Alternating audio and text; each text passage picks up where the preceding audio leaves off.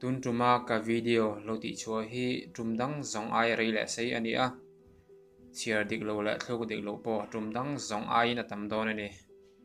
chumi ani wang chuan in mi hriat thiam na ka ngen ma sa e Mizorama cheng te hi kan chol chuan le seilen a zirin mizo tong kan man dan hi adangin kan thlu dan po adanga tin dulian tong hi kani tin tong man hani lo ti min hriat sak ram bok don nia zonun moi then ni na chuti lai chuan a in hit to lova mak ka ti deuh tuin mon hot chuak che ti in ka zot vata ka pu in kom na pa in halo ti a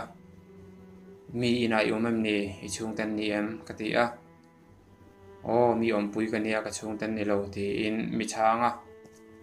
ani chu lekha te jir tel pokem eng van chuan nge hi pu chuan hot chua rim rim chea ti in ka zo zela ai lekha ka jir tel lo mi om pui top ka ni zan tlai to taka rui takin alo ho a panuam vak lo nen ka lo mu hil man to a cho e siam sak turin dining room atangin voi tam mi ko hi ani oma ka lo mu hil to nen mi ko na chu ka hремai lova a thin rim chu lo kalin kamun na pindan kong khar chu chir vakin mi kai thova min vin threp nuwa min chua tir ngalani ati a thil sei chuan min khoi hle a tin ani chu ko ngai thar em boka do tani ka ring lo a mel enin do ta sei ka ring lo bok a om na pa chu ani zonun moi anga mi si om ne zan lai le ngalan ho chua wang chuan ka huwa in ka mel ma thar ani ngal bok aloni chumle lungai reng reng su heta kei ko ma idu chuan ka bula hiani pe chen chen hi omanga idu hun huna inu le pa bula hian hong mai don nia ka ti a chutiang bo ru vel ka tona wang chuan chumi zan chu jing lam ni to ma se kamut a chuak me ulo kalome ma se ka pu chu ri a re anga ko omna hriat hun huna min hroi turin a local le mayang ati a an not chuak to che eng wangin nge a hroi lu leng chani zan lai a le ngal wak vai turin a chhuatir jani ber hi ka ti a ka o chu a por lam hrok oki lam hani to apuni khol tuk chunga chuan ka thina rimani chuti lai chuan a tap ni in ka hria a ka soi to ang khan ka bulai om donia ani lo poin I hono tur poisa ka pe chenga in khuwa inu le pa bula I han hong mai donia yom pui sei te bula khosak chu hau tak don e mai ka ti a nu le pa ka nei to lo ti in ring lovin ha tap chuak hial a soile tur po ka hre to lo a thu soi chuan min thong mani ril ru in mei chia I tor hi an mani trap bor ka ti a ani yang mei chia chu soi lo ke mi pa in la pa ve tak po hian lungai na harsana te ka ton ve changin ro puina rama min kai san to kanu kanga in mitui hatla thina ni nu le pa nei lovin he khopuya hian mi om puya in hlo in chumi hein hlo te chuan an no chuak ani a anu emo hapa hangai em ka ringa an bula om se anu le pa tang belin orol chua in hatrap anga aril runa zia te aril ngei ka ring atan hring nun chu nun rong ka ti a ka khongai em a atrap lai te chu ka ngai thla a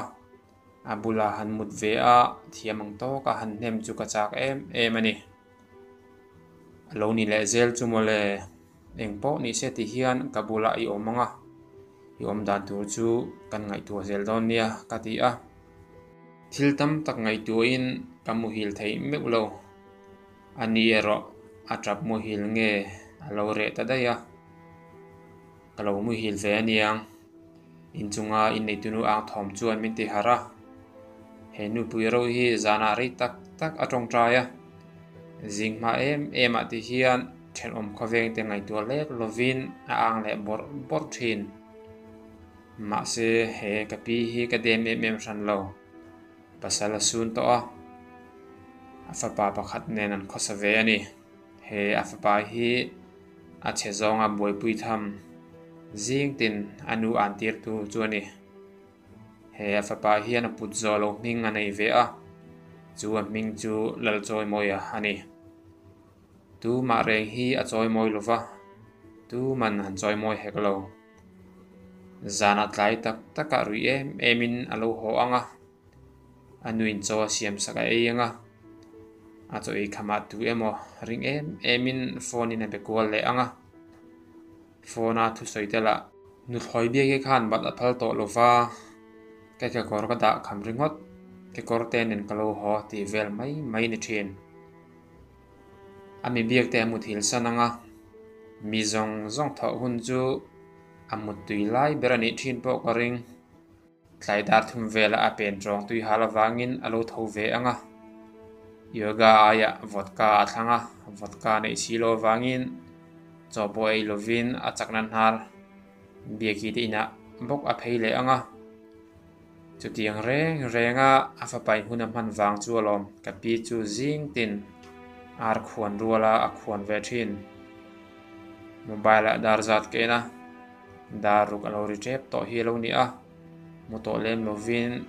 ka thawa kami khuale ro a thok sek dana alam tui hle ani ka ring thom dim taka kai phi fai nuwa mi khol ta ka nei si a ti in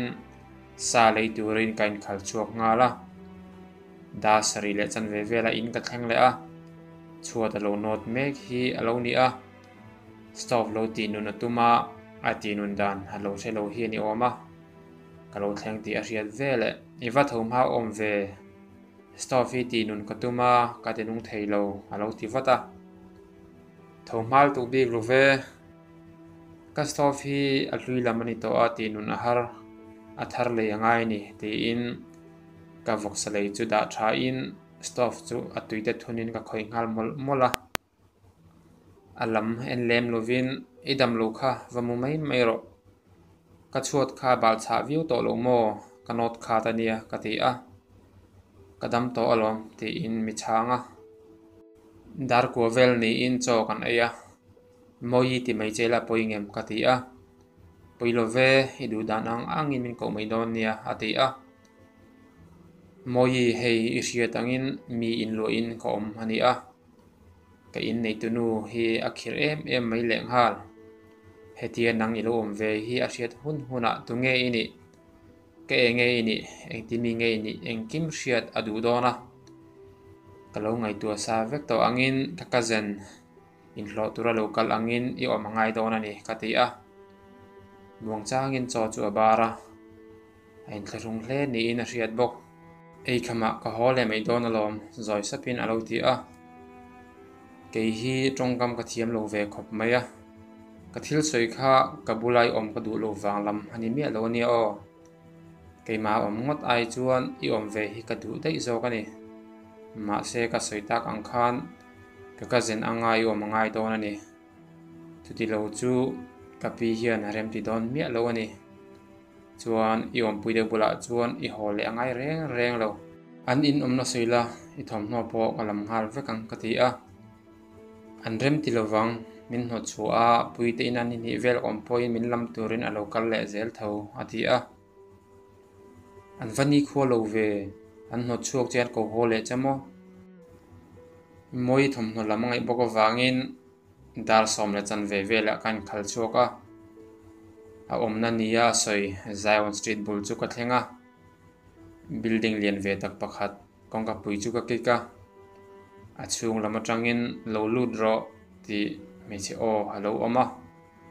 in chunga chuan nutling pakhat hian rong lo bola midang ka mulo chu nutling chuan om na tangin lo leng ro ta han lo thu ro alo ti wata au ka chu zangin a fel mel khop mai thut namin ko mu chuan ka thua kalam lo panin enge ni ta thil poimo omem te in ka ma thut na oma chuan alo thu ve a thil poimo emem om lo ve moi zonun moi thian pa ka ni a thom hnok lo lamani ka ti a ko ka chu dam vakin ka ring lo an chung ko la ka chuan ka thinarim tlatatin ni ka soi zo chuan akut pani in alua doma akuna o moite khongai thak khoya nge tu na om ka ngai tu lu tu ka a thian nu ka bia a chin a resi lo min en chungin ati a tuna chuan kabula om ngai tu om hani love a thaveke tuna tang chuan kabula om char char tawang lelam hoi chung chuan ka ti a ni e khatiang me chefel le zaidam tan kha chuan kan in hi om na tla kan i lo thlamuang takin ibula chuan om ro se ma se engtia in hriange in ni ti in min zot boka ni zan zan laya kantin phaya kal lai ka hmuwa ti in toi te in ka changa ani chu kan pan an ho chua changa avaria thin na a thian nu pui ka va biak la in alo riak lo ati boxi a kamang ang la tuka pui nen zon kan tuma alo thleng ve trep to ang ati a ka ngoi renga a thawa thing pui ka vala o himan mo em pui bol thleng ve phot se ati a man mo em than lo ve ka ti a thing pui no nen chuan alo let le a chuti lai chuan me che pakhat kumsum ni borvel ni om hi alo lut a nukim moi te chanchin chu i hreto em alo ti lut a lo lut chu moi thian nu pui hani ngei ka ring a mela chuan moi chu ngai tu hle ti alanga ka soi ve tul mi lovin in nei tunu chuan kabula om thule engkim a hril ngal veka ni zan lama a kai tho zo lo thu ka soin pui chu hain thiam lo em a ui havan poi ka van khongai tak ni zan chu ka nuam sam vak lo fa anu te room lama ka mu dai lo ma se he nang hi lo am hlawa alo mom tak takani te in kalam lo hoya eng ma ka soi ve lem lo chu mei chia pui vek chuan padinga wang vek lo rui apiang in min ho chuale nu puite kut thlaka ching tla jela ati boka karil rute te in pa ber chu boina ral hani ringot ani mo kati a an panhi chuan moi tham no vel chuan lo khom ngal mol mola puite nang vazui ro o ke chuni danga ka lo tlo zok mayang ipadinga lo ho ma do na hin nei tunu chuan alo ti a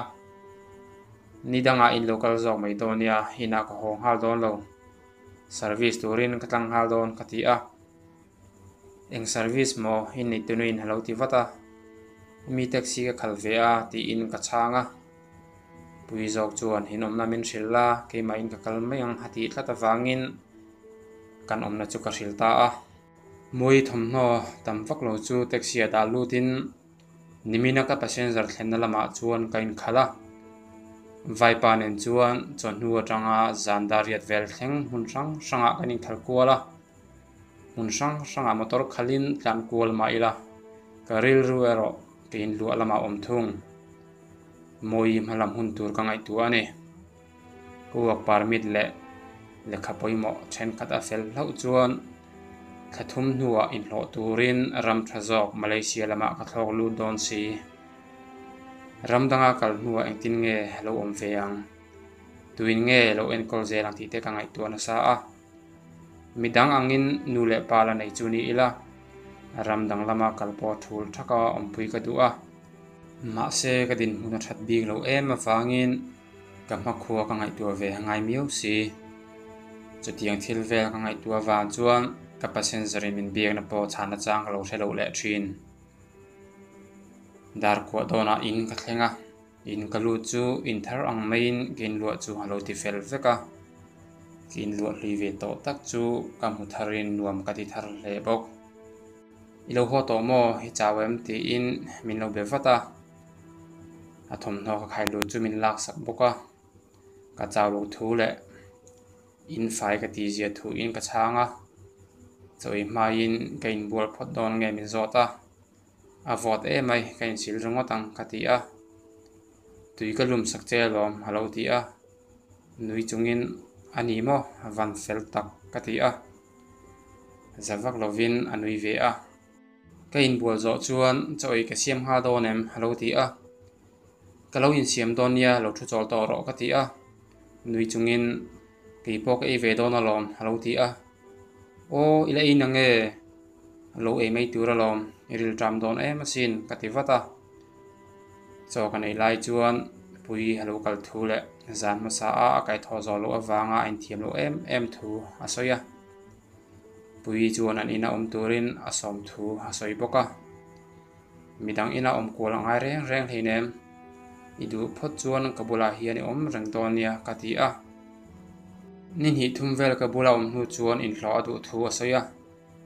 engma tilova ol top chu ain thlasung ani ka renga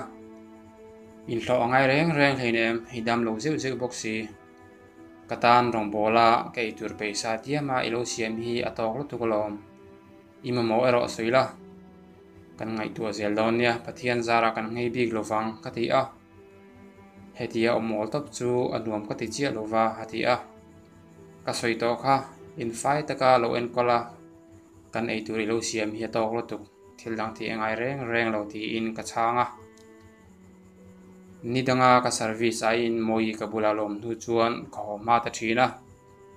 ka homa chan po moi chu ka ngai thlat thin wang ani eng wanga ngai ve ngot nge ka ni po ka he chuang lo kabula lo omatanga ningana cholni ani a cholani boka ti in mudrei ka tuma dariat dona uthan pui tho to la hin khom hun don choi hun ti in min kai thowa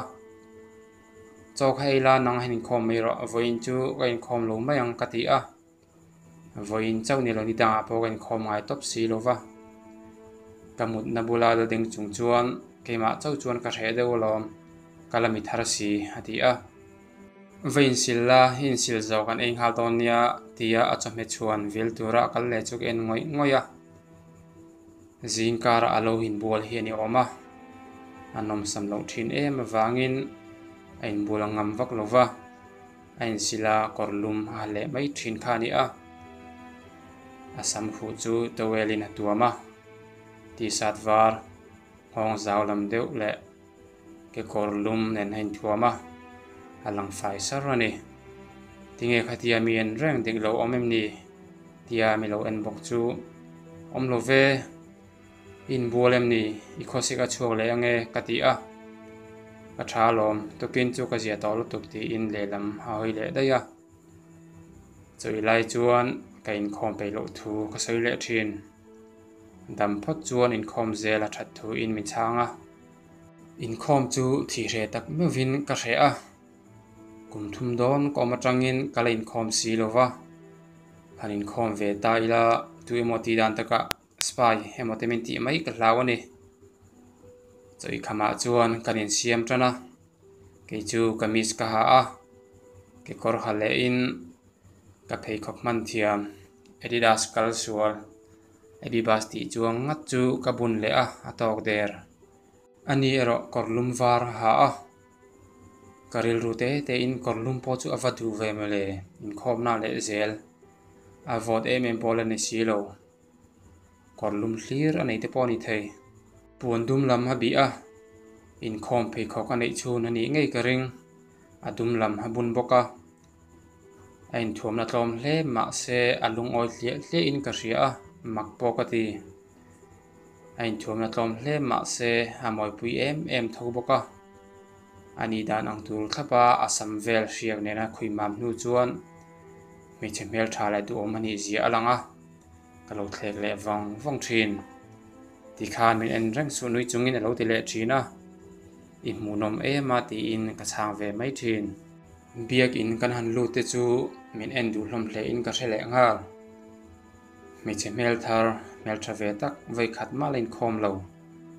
le an veng driver kan ni wang te pawni mana ani me che thut na lama awa thu a ke mi pa thut na lama midang in khom ve te chu ken kuala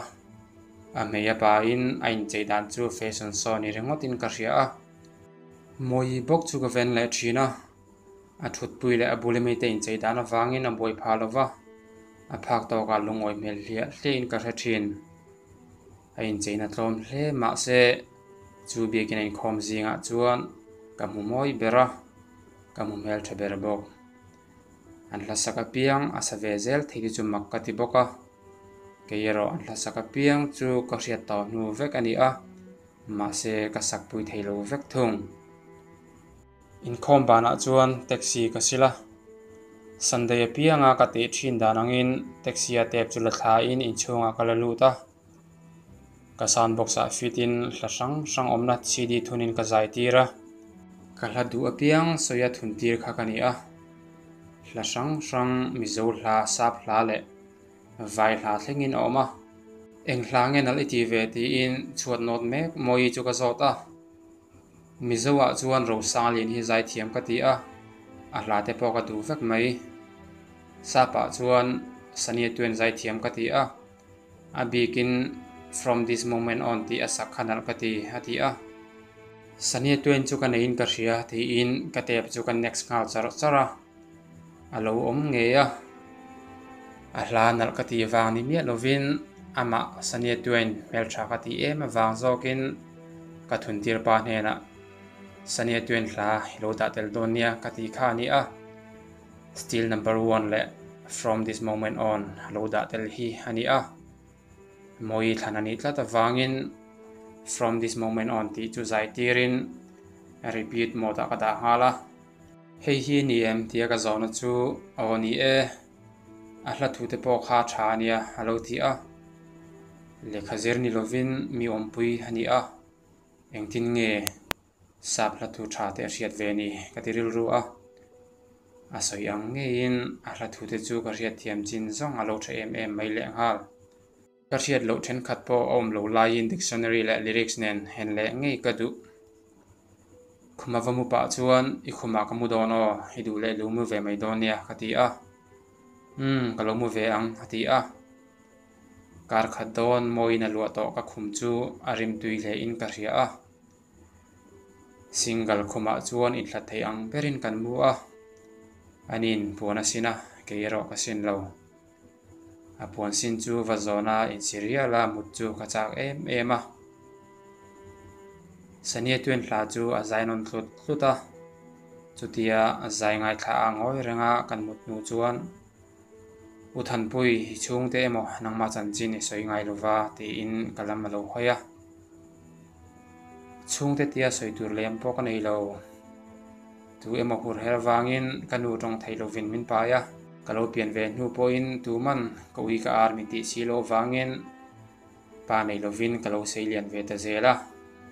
min sing tu nu kanu chuan kum thum mi lek kani in min boral sana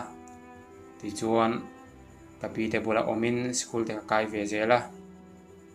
pol sari ka pas nu a in hlo chapa zir zom zel turin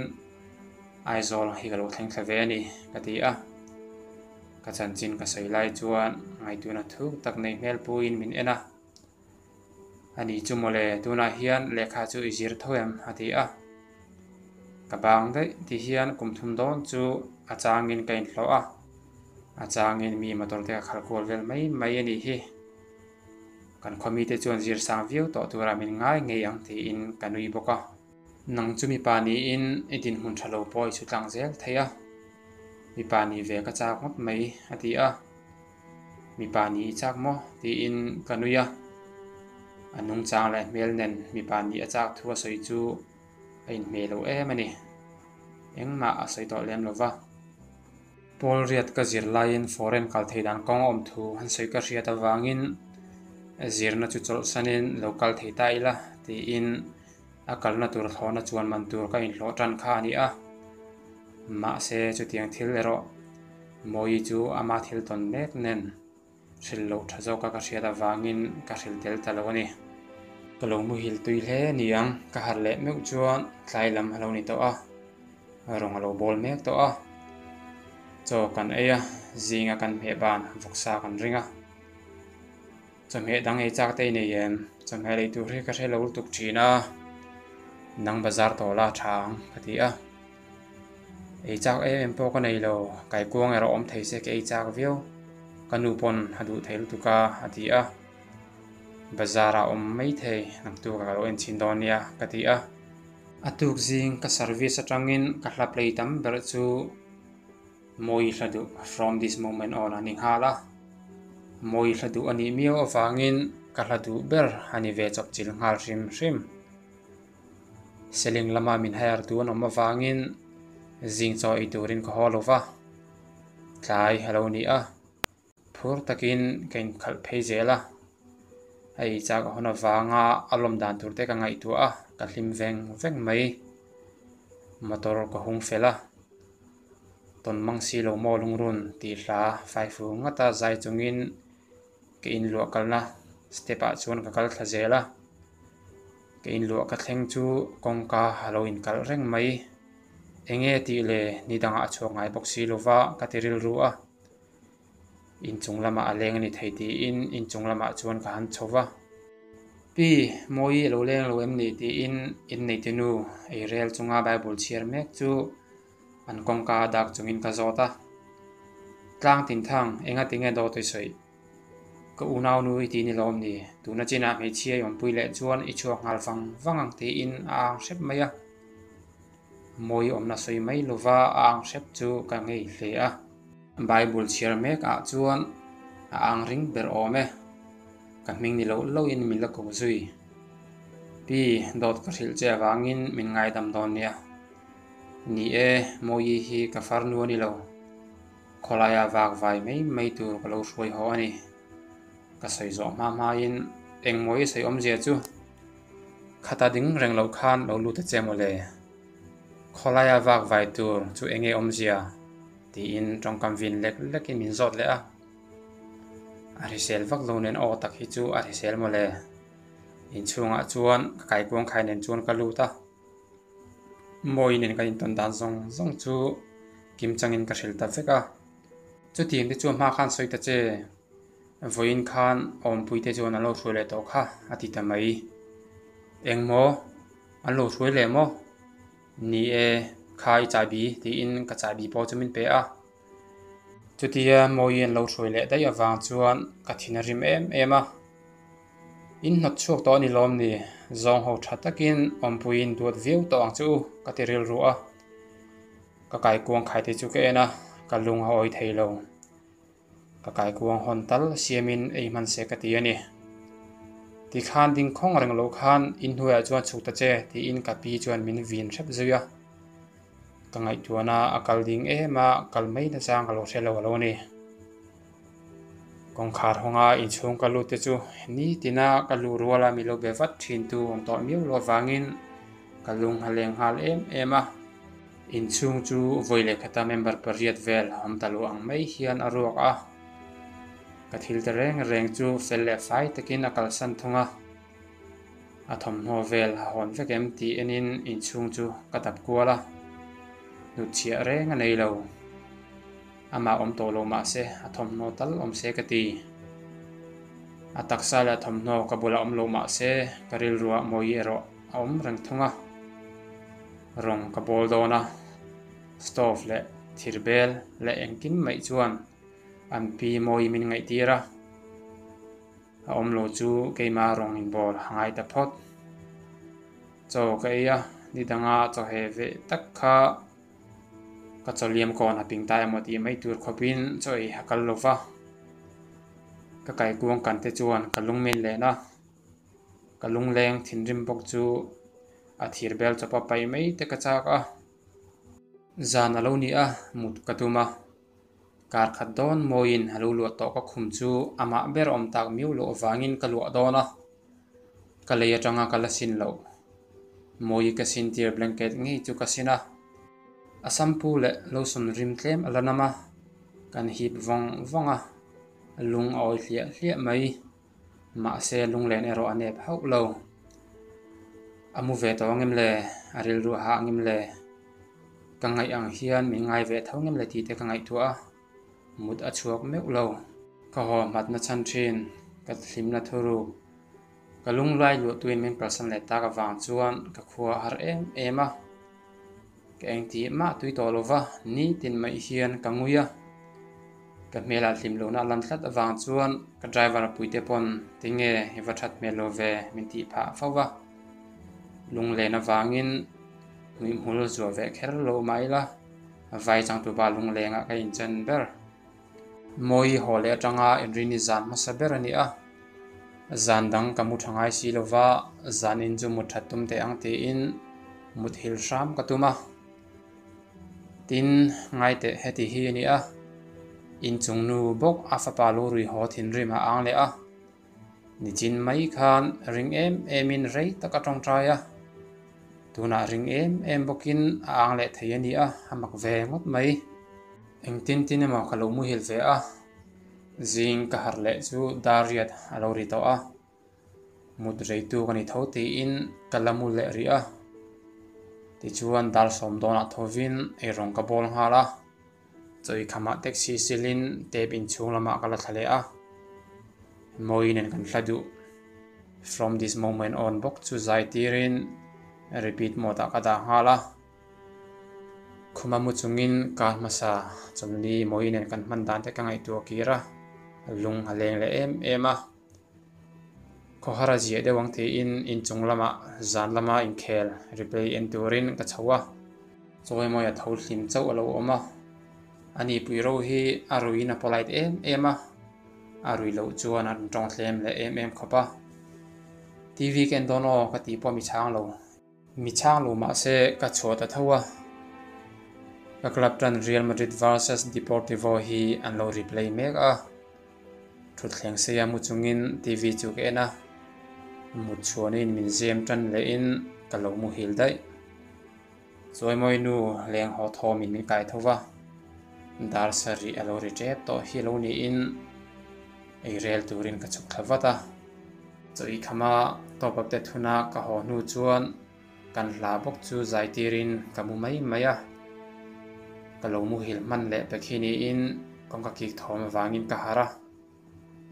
mu mai ka ni wangin tep ko off lova kong ka po kala kal lo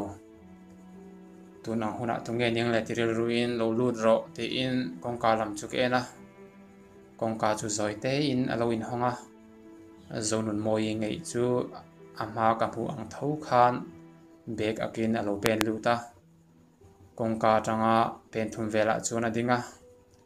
min ena mela chuan lungai na ril runat na mu in kain ria a kamut na ta chu tho vatin alam pan chungin moi engeni ta I thaem local ro lo lut ro ati vata amit tui hata a le lam a hoya uthan pui min not chuak le ani ti in atrap chuak hial a ka khongai lu tuk chu engtik line nge ka vaku aman ka thelo in kualet ve a chuti lai chuan sani 21 heti lai hi alo sa a you are the reason I believe in love and you are the answer to my prayers from above all we need is just the two of us my dreams come true because of you from this moment as long as I live I will love you I promise you this there is nothing I won't give from this moment I will love you as long as I live from this moment on nang ngei hi ni ngai na om zia min hriat tira mangai na hlut zia min hriat tir non fo tu chu nang ngei hi ni ka har le lunglen em min hriat puya ka hlim na min thlen tura lalpan min pek chu tuna tang chuan tu dang kan ngai to bik lo wanga kan panhia kan ma mo chu nang le ke ngei hi kan ne ka lunglom te kim tu kama mo nia ka hriat ni thei mai se tia ka du thu sam thin chu nang ngei hi lo ni tuna tang chuan chunglam khian za anga yanga I har sat le lungai apianga mangai taka kong kwa tur che in ibula kom reng to don ani chunglamin min pek ini angin ka thop to thlengin ka mangai rengang che ente hei hi ka tiam bokang che min mamo apiangin imanata ni ibula kom reng anga itan ti thei ka nei phot chuan chu huam takin ka ti zel bokanga achan chu hita kani a ka mangai na le engkim hita ni si a chunglamin dam namin pe a kala thok thei chung chuan ka mangai rengang che zong ho me chu apoilo ka bula hiani om reng to don ya khuma son va thu phot te ang te in ka phei puya ka ngai zia le alo ho wanga ka lom je te zur hil ngal mai ka chak a ma se chu tiang sei hun ani lo chu ti lai chuan alai nit renga a bek la sak pa chuan te volume ka veti zoi poka choi le eilong ti ro chaw ka va chum nga lang ti in stove chu ka khoi ngal mol mola no chu ani wangin ka rel ruana em a ka khongai rual rualin ke ka lo lim veng thung cho kan elai te chuan tong tlem em a thu ho te soin ka be mol renga an no chho chana soi chuan ka thina ti sakher mai apu zuruin motor hasil tira imuang la tuktia a ho rep nuwa a no chuak le ani oma chua a rewang le angai dam le mai rina wangin a chuak lok lova tlai chaw nei dona a chuak lo ti a hriatin tongkam chetin reng hawin a chuak tir hi lo ni oma a thlavanga ho awangin api hanupui po chu kut a thlak hial bokin a soya ke in lu a chuan choi thul meuhin ka anga a thur hima motor te chu mai che sil chi po ni reng hleinem aman sil ve mai se driver ve mai ain la melian na tukani ame hring pui zana chete ma anei lo ni hi ka ti a an lo hruai le khan ka ngai em a ka lunga lenga mui chu ka du thi ka hria an ho chua le in ka lo thin rim pui le em dana ka du mai ni lovin mui chu ka mangai tel reng ti ka hrebok ama ang thovin chuata ka mule dona ke man ka lo siamang ti in ka mut na tur chu lo siama